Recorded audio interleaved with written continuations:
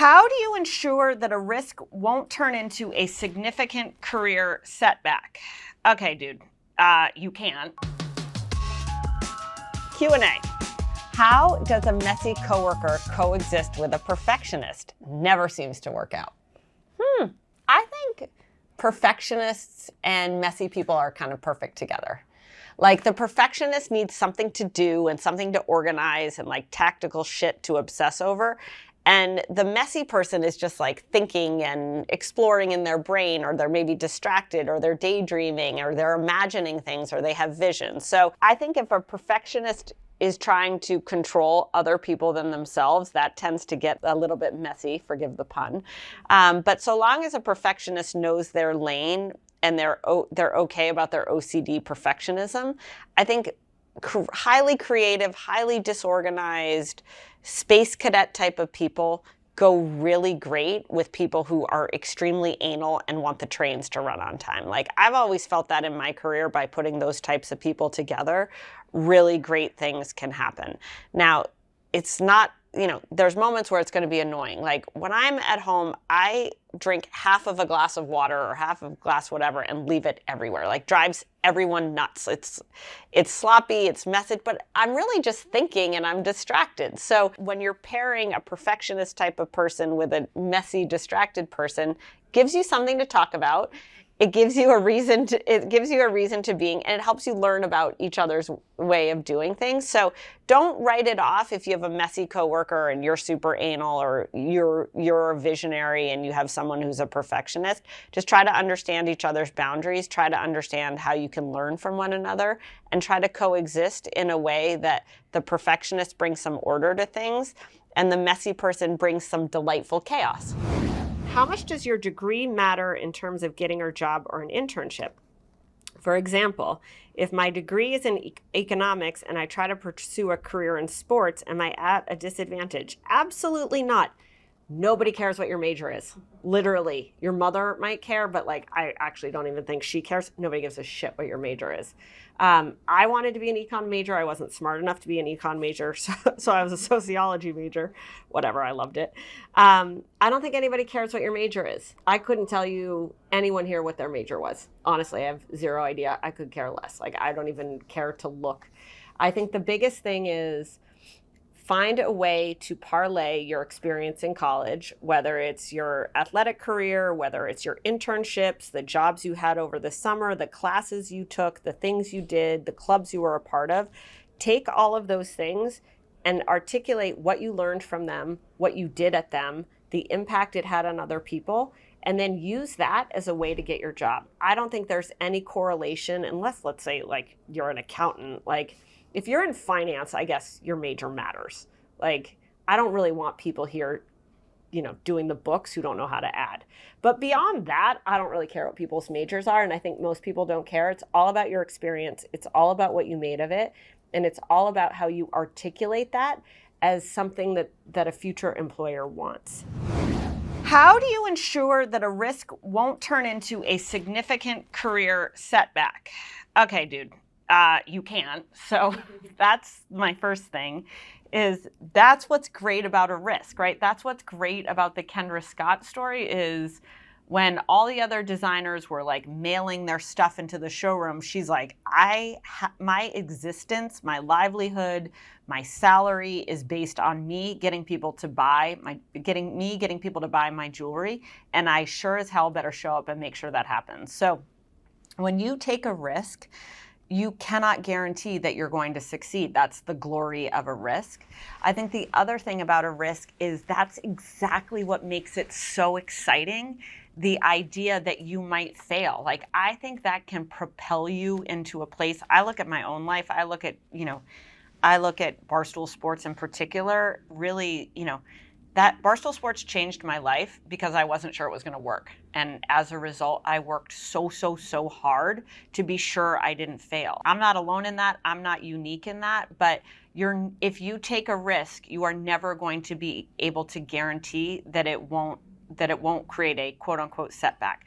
What I believe is that the risk, even if it's a total failure, it's a dog, it bombs, it's a disaster, it's not going to hurt you. because you're going to learn something from it.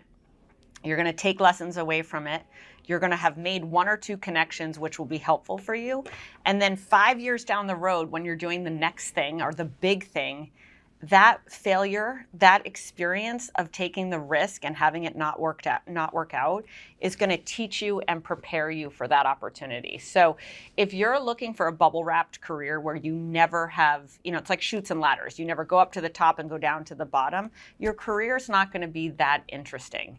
But if you are willing to accept that, like, shit, this might not work out, then you can do anything. The other thing is that nobody cares about your career besides you. So I don't even know what a career setback is. Like, I had a career setback. I was making a ton of money, and then I went to making no money and believing that the equity would work out. The equity absolutely did not work out. So, like, I guess that's a career setback. But if I hadn't done that, I wouldn't have been equipped to take this job at Barstool. So I think everything kind of works out. You got to have the mindset that everything is going to work out and everything is going to be okay.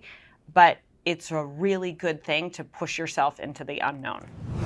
What differentiates a topic needing to be addressed in a meeting in a conversational type format versus a formal presentation? What makes you decide you need to stand up and separate yourself from the group and present, quote unquote, versus presenting an idea and creating a more collaborative conversation around the topic? All right, this is a great question. I always think it's so awkward to get up and present to people. I feel like that's something men do, less so women. I always felt so awkward. I'd be like, my skirt's a little bit too short, and it's just awkward to stand while everybody's sitting around. So I'm more in favor, if you want to get something done, if you're working with a set of peers, if you're working inside of your company with people you're familiar with, I think the best way to do things is to have, a very focused conversation, but a collaborative conversation that happens around a table or across a room. Now, that said, there are instances where you need to present, right? When I go see the Penn board, sometimes it's collaborative conversation, but it has a degree of formality. I don't know these people that well. They certainly don't know me. And so I want to put on a good show and a good face by giving a more formal presentation where, I would use slides or I would have a very organized talk track. I think the situation on when to be most formal is really dictated by how familiar you are with the people you're talking to. The less familiar you are, the more formal you should be. I don't think you necessarily need to stand up and present. Like, I can remember standing up in the front of a room. I had this one agency pitch where I was standing up in the front of the room and I had ordered this bright orange skirt off of eBay. And it was Dries Van Noten. I don't really know how to pronounce it. But, some hoity-toity agency exec was like, who makes your skirt? And I was like, oh, it's Dries Van Noten or something. And I clearly pronounced it wrong. It also was clearly counterfeit, like made in China, wasn't an authentic skirt. But I felt so stupid after I did that.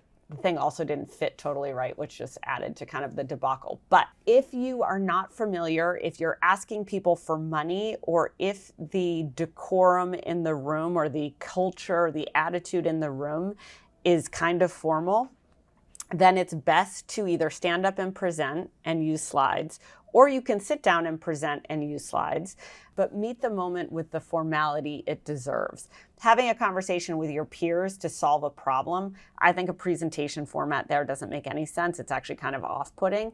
But if you're asking for money, if you're trying to convince people to invest in something, if you're looking to plead a case, or you're with a bunch of people you don't know, then it's perfectly appropriate to stand and present. How can I sell myself to employers for jobs that are usually filled by individuals with years of experience? One, you're not selling yourself. Like, you're offering your skills in exchange for a healthy paycheck. The first thing I would say is hustle matters. So I always give a job to somebody who has hustle and smarts and seems scrappy and is interested. I don't care if someone has 10 times the experience. If they seem apathetic, if they seem casual, if they seem disinterested, if they don't show ambition, I would rather go with a scrappy person every single day of the week. And I think most employers are like that. And certainly any employer that you want to be employed by is like that. So we just went through this. We were interviewing candidates, and there was a more senior candidate. And the person was just kind of apathetic. The attitude was like, yeah, I can do that job. Yeah, I've done this. The person seemed very enamored of their current job and all of their experience and everything they've done. They offered zero, and I mean zero, suggestions of or ideas for what they would do at Barstool Sports. We compared that person to someone with way less experience, but with a way bigger attitude, with way more passion, with way more creativity, better follow-up, more hustle, and that person got the job. So I think just show your hustle, show your interest, show the impact of the experience you have. My other observation on this is most people cannot articulate their career very well at all. Like, if you can't articulate your career in 4 sentences that an idiot can understand, then try again. So be able to articulate your experience in a way that's really impactful. Most people get bored listening to I've done this, then I worked there, then I worked there, then I worked there, then I worked there. Nobody cares. What people want to hear is, how have you done something that's applicable to the job that person is hiring for? How are you going to make that person more successful? And then ultimately, make sure that person sells right back to you. So it's not just you, the candidate, selling to get the job. It's you, the candidate, hearing how well the employer sells and making the decision, if you have the opportunity, if you want to work there.